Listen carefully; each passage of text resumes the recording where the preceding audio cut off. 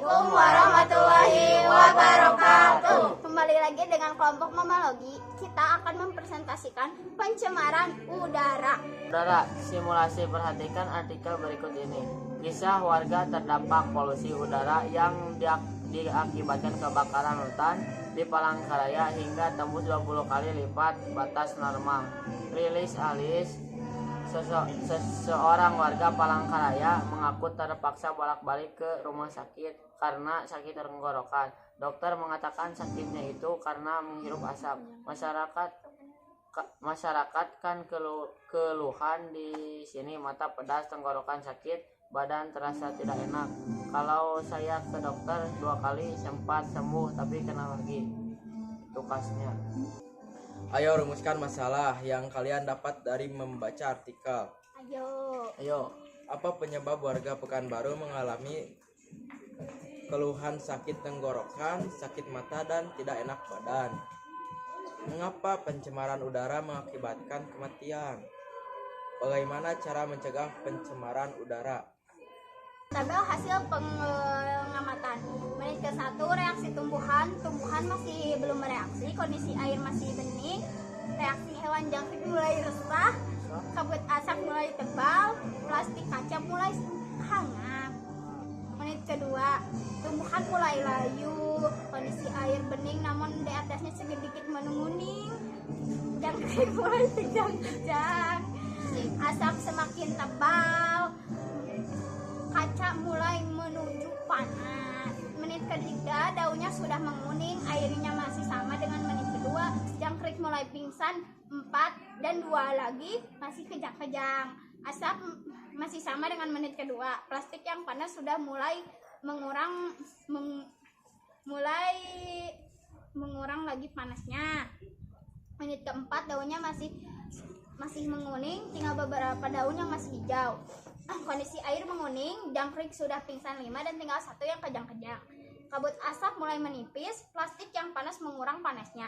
Menit kelima, tanaman masih sama seperti menit keempat, air di atasnya muncul hitam-hitam dari percikan asap hit, asap mulai mengurang di menit keempat. Plastik jadi mulai dingin. Di menit keenam, tumbuhannya mulai menguning semua, 2-3 daun hijau. Kondisi airnya masih sama seperti menit kelima. Jangkrik masih tidak ada perubahan, kabut asapnya semakin mengurang, plastik kacanya mulai dingin kembali. Menit ketujuh, tanaman masih sama seperti di menit keenam, kondisi airnya tidak ada perubahan, 2 jangkrik mulai agak gerak kembali, kabut asapnya semakin mengurang, plastik kacanya menjadi hangat.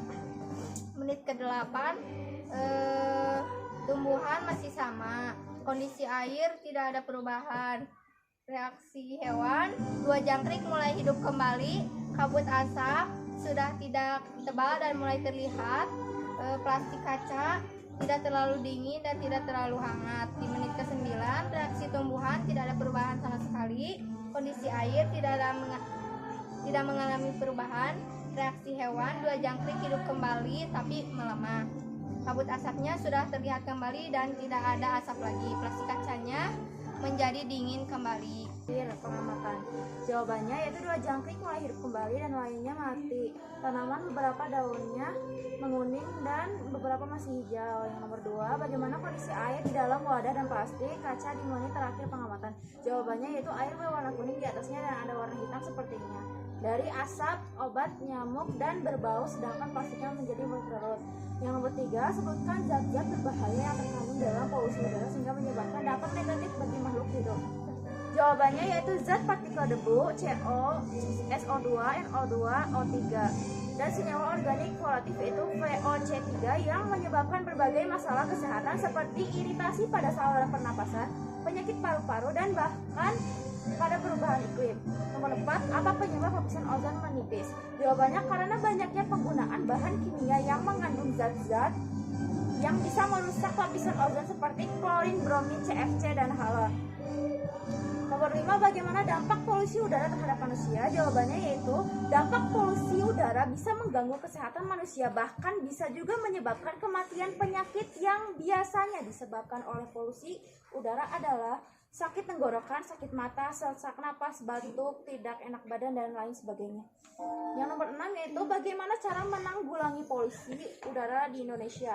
Jawabannya yaitu melakukan reboisasi, mengurangi kendaraan berbahan bakar fosil, mengganti energi fosil menjadi energi terbarukan, dan menaiki transportasi umum atau berjalan kaki. Jadi kesimpulannya adalah pencemaran udara sangat berbahaya bagi makhluk hidup dan lingkungan sekitar, bahkan tanpa kita sadari kegiatan kita sebagai manusia setiap harinya menyebabkan pencemaran udara. Dengan praktik ini menyadarkan kita bahwa pentingnya menjaga lingkungan sekitar agar tidak menyebabkan diri kita dan diri orang lain rugi. Jadi sekian presentasi kami tentang pencemaran udara. Terima kasih. Wassalamualaikum warahmatullahi wabarakatuh.